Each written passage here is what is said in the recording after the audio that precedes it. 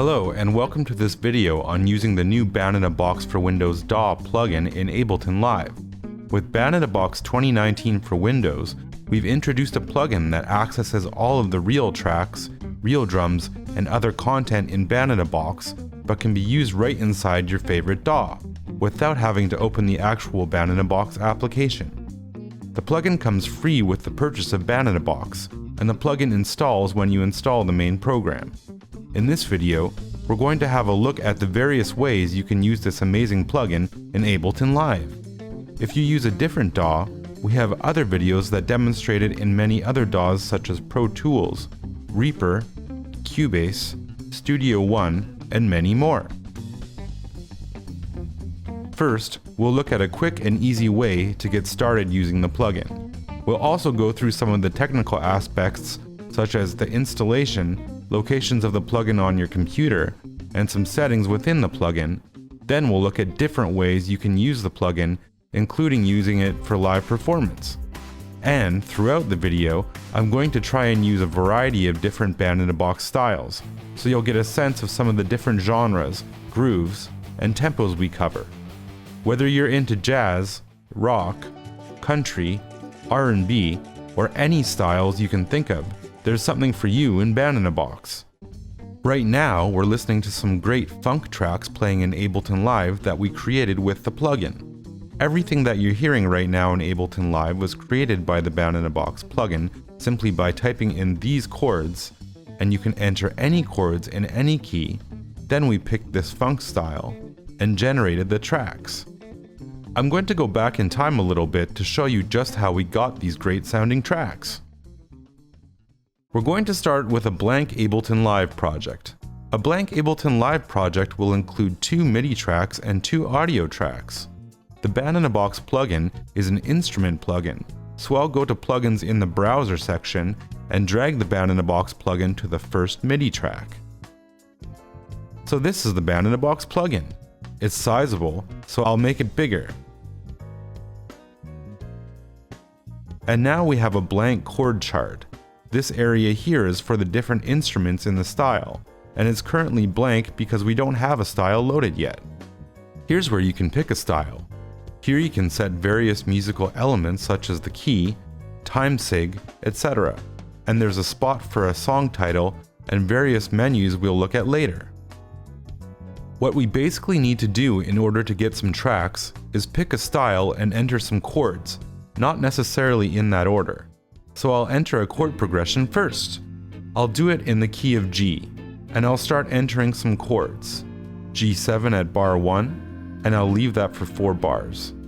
Maybe B flat 7 sus at bar 5, and C7 at bar 7. I'll use a handy shortcut K8 to copy the last 8 bars.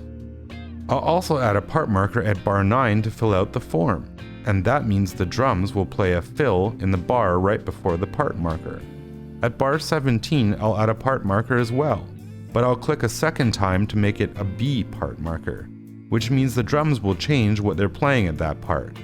And I'll enter A minor, then D minor at bar 19, A minor at bar 21 again, and then D7 at bar 23. I think that's good. I'll change some of the elements. I'll make the end bar 24, but I'll actually end on a G chord, and I'll change the choruses to 4, so this entire song will repeat 4 times. So now we can select a style, either by clicking in the Select a Style area, or by going to the Select menu and picking Select a Style.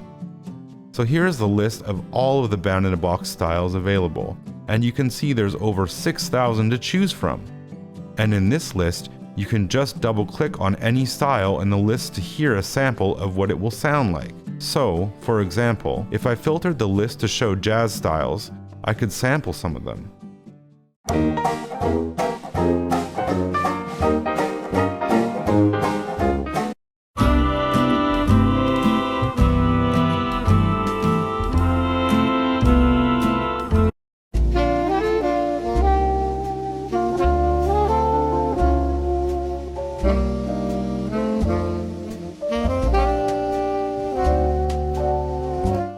Or some rock styles.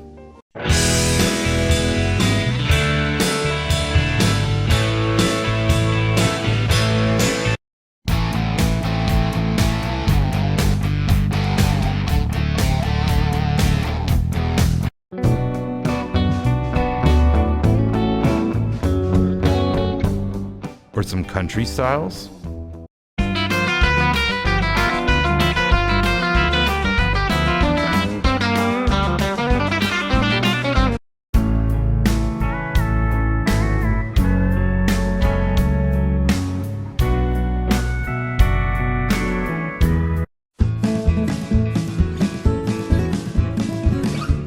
But I think the progression I entered would be very well suited to some funk styles, so I'll filter by that.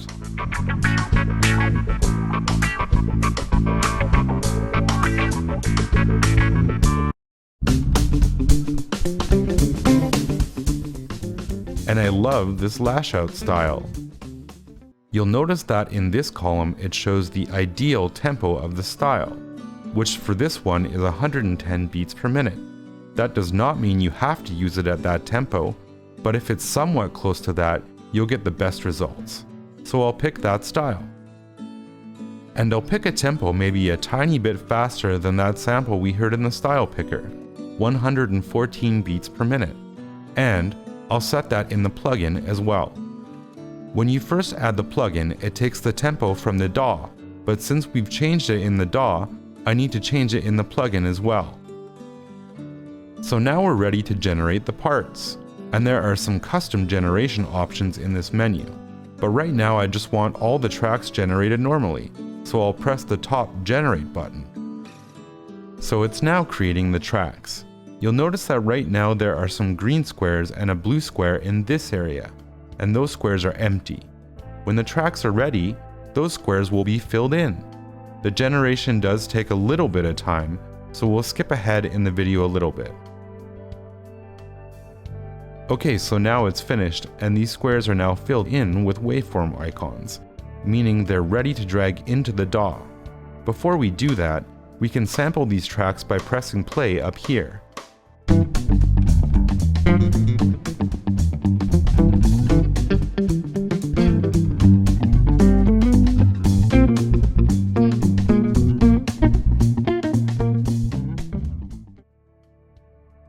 And we can now drag them into the DAW, which can be done individually or as a group. Here, I'll show you just dragging in the bass by itself, but I'll undo that, so I can show you importing them as a group by dragging the blue icon and holding down the Ctrl key. And now we have these tracks right in our DAW, and during playback, the chord chart also highlights the currently playing bar. This is a great tool if you want to record your own tracks over top of this. So you can now mix the tracks, add effects, or anything we like. And as with all real tracks and real drums, these are real instruments played by real musicians. These are not individually sampled notes, these are actual performances by some of the top studio musicians in the world, able to play over any chord progression in any key you enter. This particular style has a bass part played by Alex Al, one of the most sought-after bass players in LA, who played in Michael Jackson's band for over 10 years and has also played with the likes of Stevie Wonder, Sting, and many more. And on guitar is Bob Lanzetti, baritone guitar, Mark Lettieri, and drummer Sput Seawright, all of whom are a major part of the New York funk and fusion scene.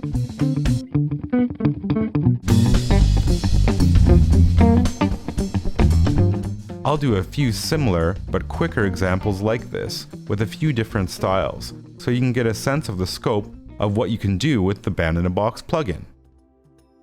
Here I'm typing in some chords like I did before. But this time I'll pick a hard rock style. Setting the tempo and generating the tracks. Now I'm dragging them in, and I've got some great hard rock tracks in my project.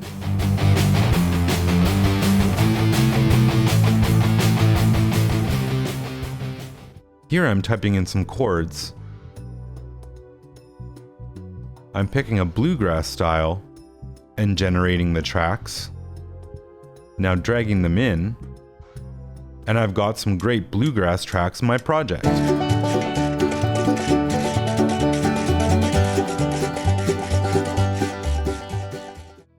In addition to actually typing in the chords, You can also just open actual Band-in-a-Box files. Either files you've created right in the Band-in-a-Box app, or files other people have sent you, or even the demos that come with Band-in-a-Box. I'm going to open a Band-in-a-Box song file that features a country style that includes a soloist by the amazing Nashville legend Johnny Highland. So now we have the entire thing entered for us, the chord progression, key, form, etc. So I'll just generate the real tracks. Now I'll drag them in, and here's a great country style, with Johnny Highland soloing over the changes.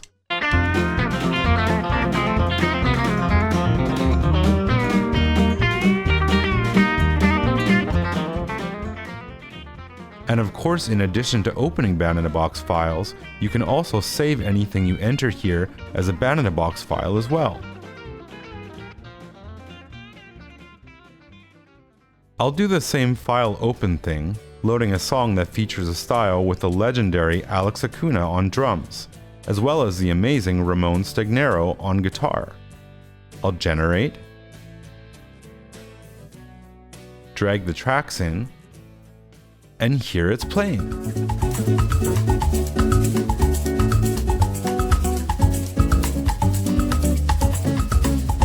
So now we'll look a little bit at the installation, setup, and actually getting started with the plugin. The plugin works by accessing your Band-in-a-Box folder, and particularly the real tracks, real drums, and other content within the Band-in-a-Box folder. As such, the plugin is installed during the installation of Band-in-a-Box. It can also be installed with patch updates for Band-in-a-Box.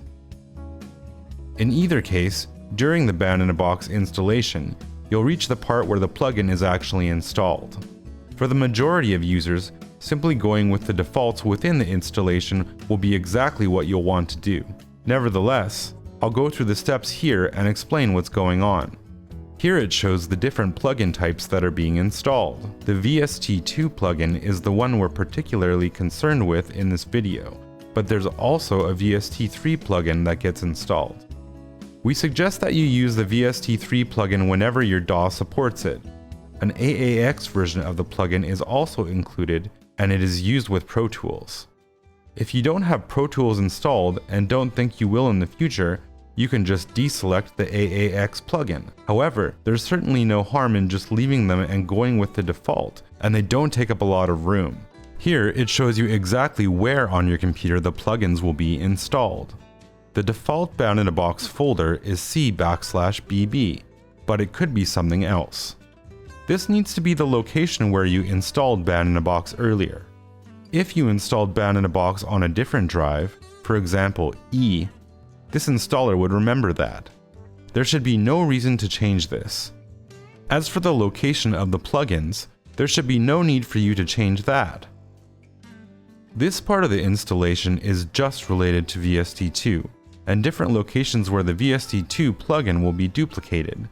The plugin doesn't take up a lot of space, so it's fine to leave these, or remove the checkboxes, whichever you'd prefer. And that's it for the installation. Once that's installed, when you go to add a plugin, it should just automatically appear as an option in Ableton Live, as we saw earlier, simply by clicking on plugins in the browser section and dragging the Band-in-a-Box plugin to a MIDI track. If you've installed it and it doesn't show up, here are a few things you can look at. Go to Options, Preferences, File folder. The default folder should be C/Program Files /VST Plugins. If you install the plugin to a different location, you can set a custom plugin folder by clicking on the Browse button. Once you've made your changes, you can press the Rescan button to refresh your plugin library. Now let's load up the plugin again and change out some of the settings within the plugin. The host is automatically set for certain DAWs, which optimizes some of the settings for that DAW, but it's not relevant here. There's no reason to change this, and auto is always the best option to leave it at. Clear renders will clear all of the audio files that are currently saved in the Band-in-a-Box folder. By default, Ableton Live leaves all of your audio files in their original location. Make sure you save your Ableton Live set using the File, Collect All and Save feature before clearing your Band-in-a-Box plugin renders. This area is taken from the installation where we specify the Band-in-a-Box location, in our case leaving it as the default location. There is likely not a reason this would need to be changed, but if we're pointing to an incorrect folder, it would appear red and pressing Find Folders would set it correctly automatically. One option that you should be sure to disable in Ableton Live is Auto Warp Long Samples. You can disable the feature by going to Options, Preferences, Record Warp Launch, and turning the feature off. When this feature is enabled, Ableton Live will try to remove the count in silence, and your Band-in-a-Box tracks will be misaligned.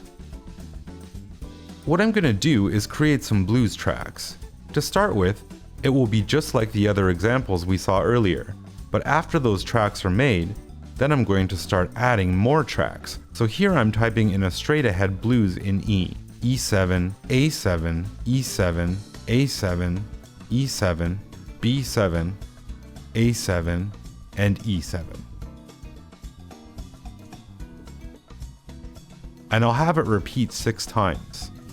And like before, now I'll load the style. And I know we've just added new styles that feature blues guitar whiz Saul Philcox. So I'm going to show all styles that have Saul Philcox playing on them. And I'll also sort by date, so the newest ones will be at the top of the list. I'll sample a few.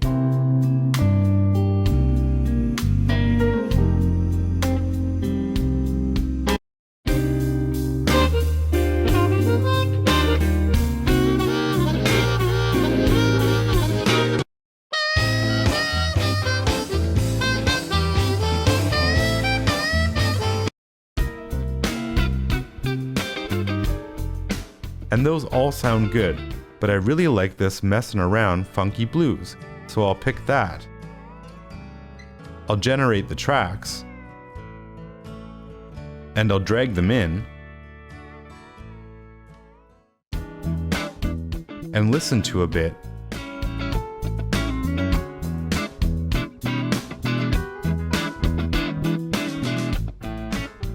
You'll notice in the plugin, there are the green and blue squares for the audio. On the other side, yellow squares with little eighth notes in them. This means that for these tracks, there is also MIDI available.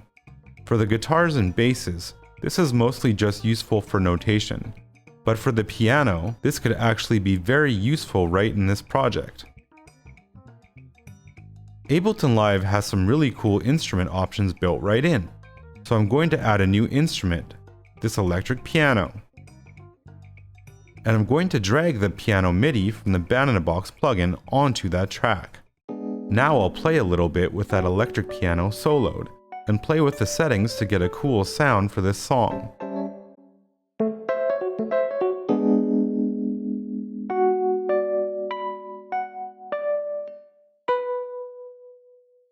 Now I want to try and see if I can add a bit of a modern flavor to this with a loop. Maybe I can find a hip-hop loop that will work. Like everything else in Band-in-a-Box, when trying to find the right instrument and part, just double-click to sample. And this one might be really cool. So now I'll generate just that loop. I'll drag it in, and that sounds pretty cool.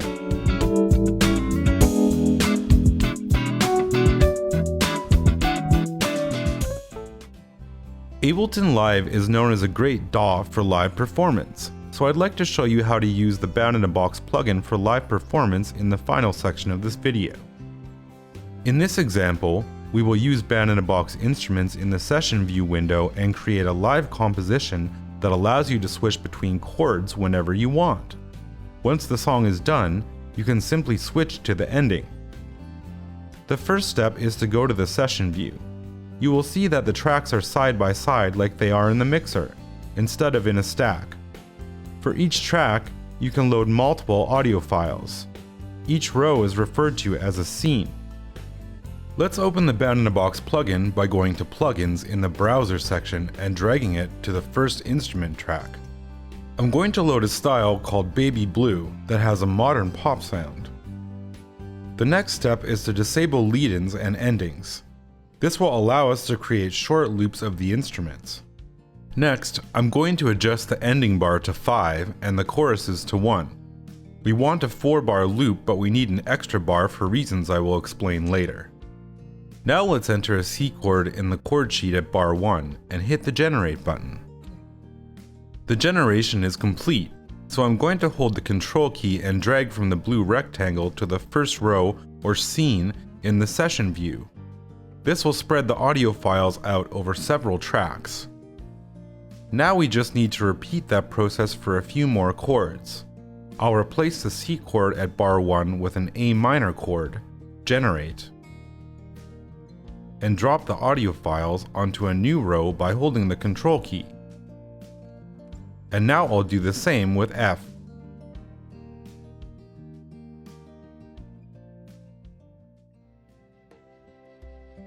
And then with G.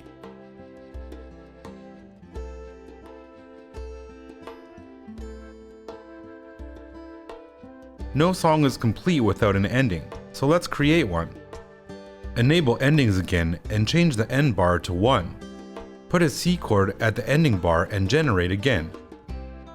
Now drag those audio files to a new row, or scene. Okay, so we're done with the Band-in-a-Box plugin for now. We're going to label our rows or scenes and make some quick edits in Ableton Live, and then we'll be ready for our live performance. First, I'll name the rows based on the chords that they use. C chord, A minor chord, F chord, G chord, and C ending. Before I said I'd explain why we rendered 5 bars instead of 4 bars, and here's why. When you don't generate an ending in the Band-in-a-Box plugin, the last bar just has a chord hit, and we don't want that. So we'll double-click on an audio file and use the clip view to adjust the loop length to 4 bars instead of 5. I'll do this for all of the audio files except for the ending ones. Now it's time to edit the ending audio files. First of all, let's make sure they're set to the correct tempo of 120 beats per minute. Then disable looping because we don't want the ending to play more than once. Finally, change the start bar to 2 because that's when the ending starts in our audio files. What we have created is a very powerful live performance tool. Simply click the play button beside C chord to start playback of that chord with all instruments. It will loop for as long as you want. Then try switching to an A minor chord and it will do so right on the beat.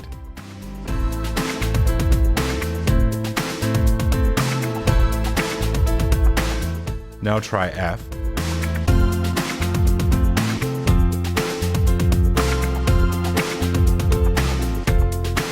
Then G.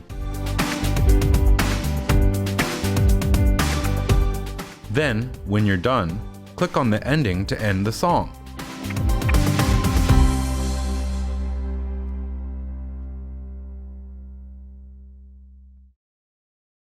You can play the chords in any order you want, for as long as you want.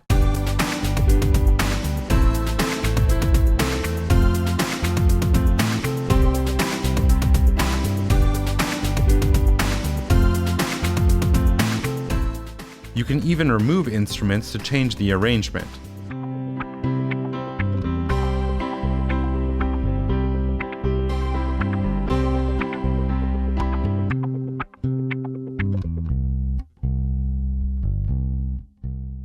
Or start with a bass and bring the other instruments in.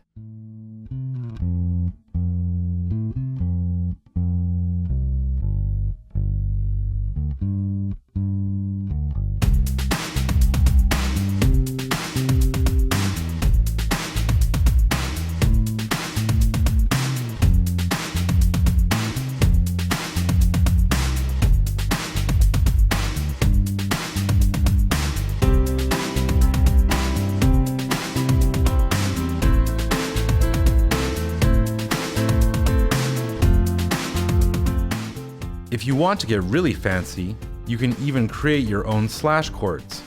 For instance, I will loop the C chord for the drums, piano, guitar, and synthesizer, but I will change the bass notes.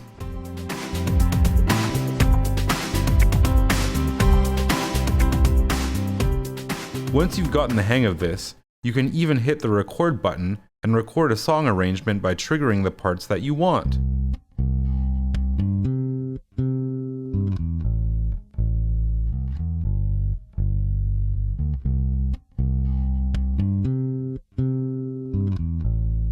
Then it will show up in the arrangement view.